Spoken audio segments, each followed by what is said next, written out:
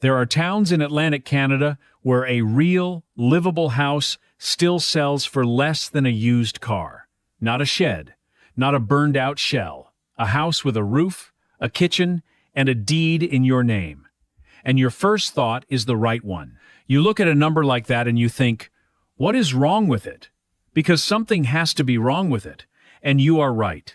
There is always a catch. So this week I went through the real listings, the real sale prices, and the reason behind every one of them. I am going to show you 10 towns, ranked from the ones you already know to the one almost nobody expects, and every single one gets one honest number and one honest catch. No exceptions.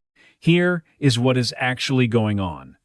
Statistics Canada counts around 1.3 million homes across this country sitting empty, with nobody living in them full-time.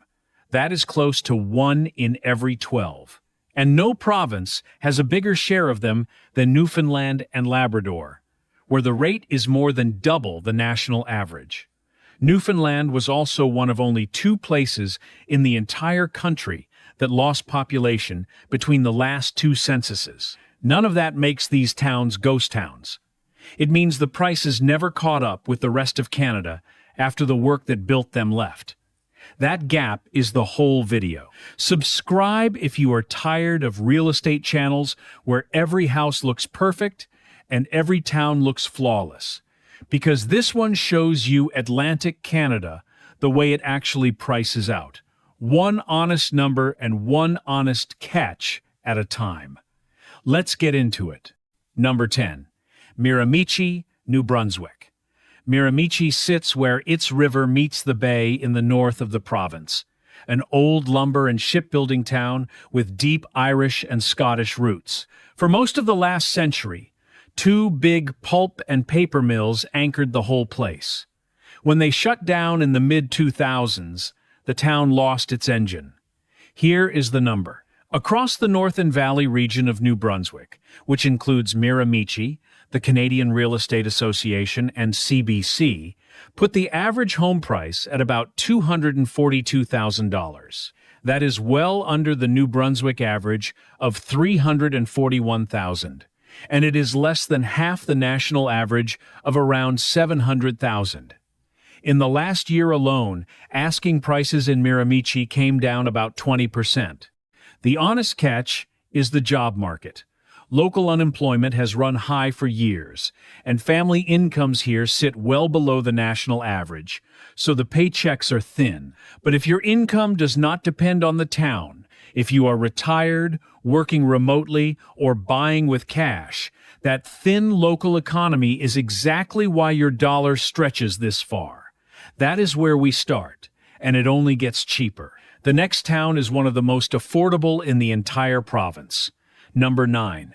Campbellton, New Brunswick. Right up on the Quebec border, tucked under a mountain on the Restigouche River. Campbellton was a railway and forestry town, a place people worked in and passed through for generations. The work thinned out, the young people left for Alberta and Ontario, and the prices stayed where the wages were. Here is how far that goes. On Redfin and Realtor.ca, you can find a 3-bedroom house on Windsor Street listed at $59,000. Not a typo, not an auction. A listed family home for $59,000. Campbellton is regularly one of the cheapest towns in the province. The honest catch is distance. This is the far north of New Brunswick. The nearest city of any size is a long drive. The winters are long, and the population gets older every year. If you still commute to a job, that is a real problem. But if you are a cash buyer or a snowbird who only needs a cheap home base for half the year, that distance is the discount. Hold that $59,000 number in your head, because the next place trades the border for something bigger.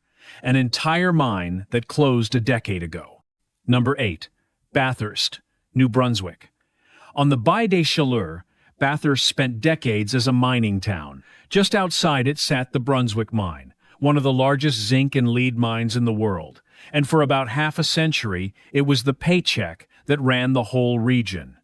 In 2013, after the ore ran out, It closed. Hundreds of direct jobs, and the spin-off work around them went with it. The homes stayed. On Realtor.ca today, solid 3-bedroom houses in Bathurst list around $190,000, roughly half the New Brunswick average. The honest catch is that a mining town without its mine spends years finding a new footing, and Bathurst is still doing that.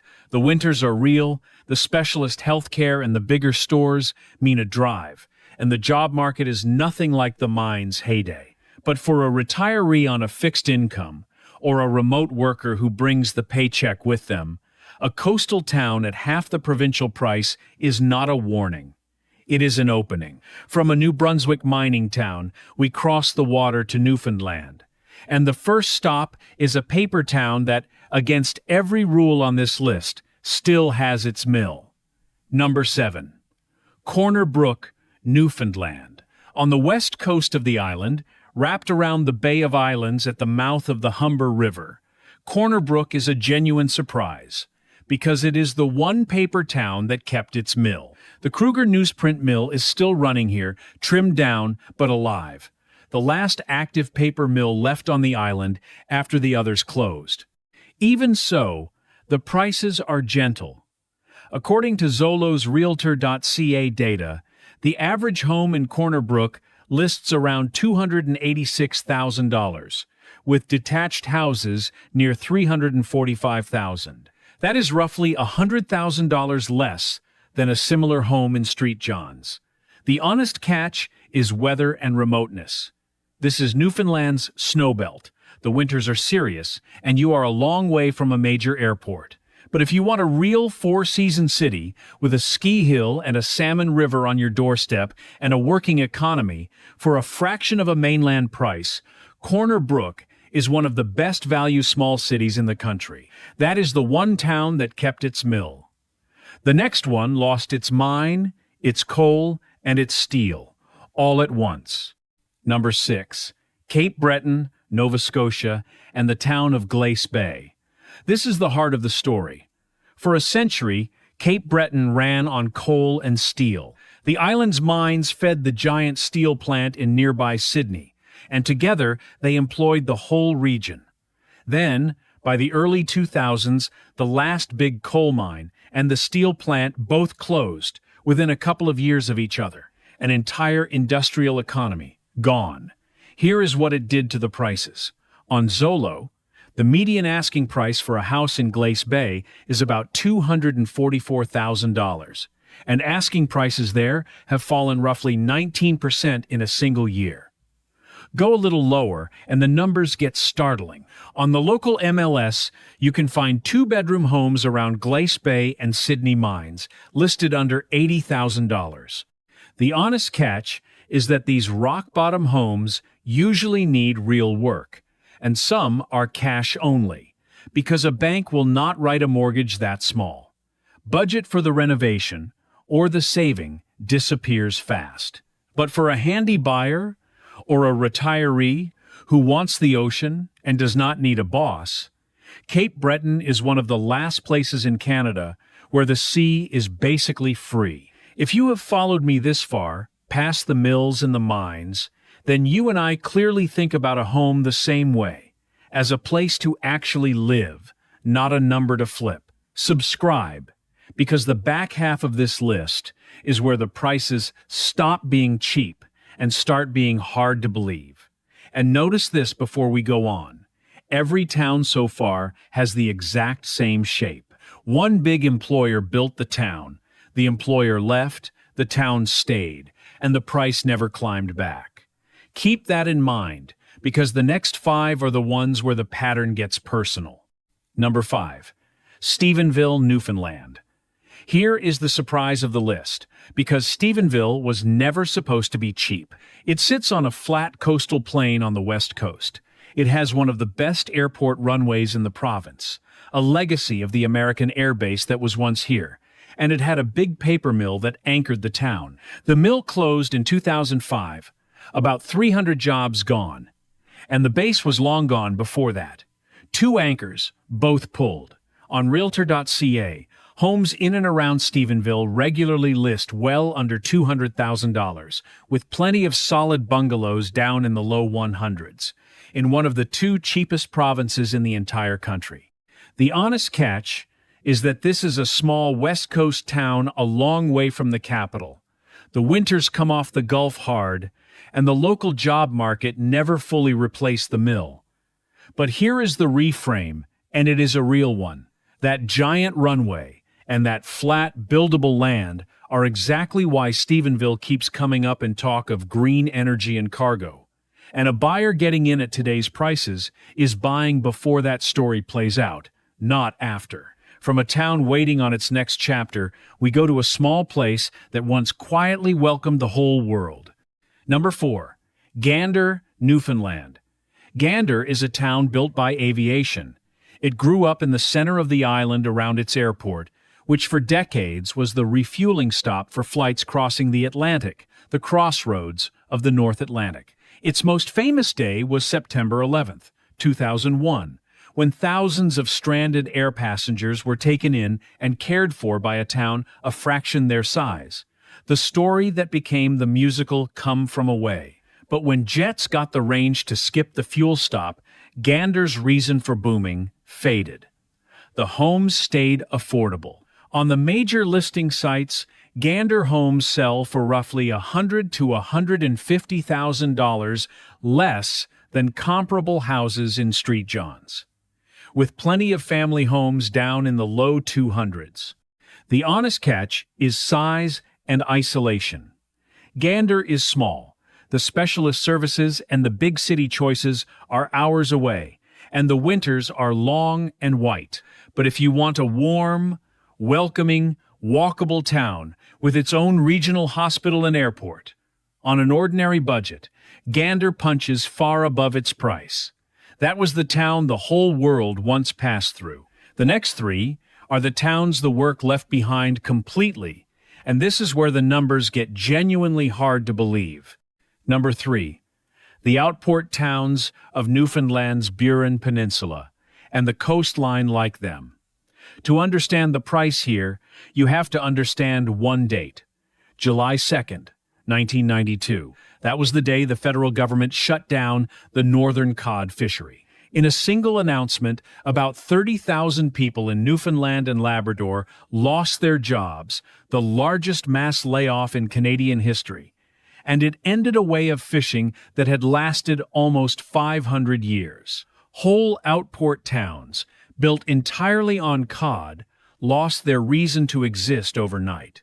Canadian Geographic describes hundreds of communities along that coastline where the houses still stand and the people mostly went. Here is what that means for a buyer today.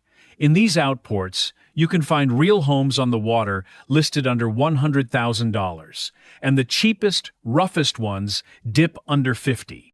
The honest catch is as real as it gets. Some of these towns are an hour or more from a hospital.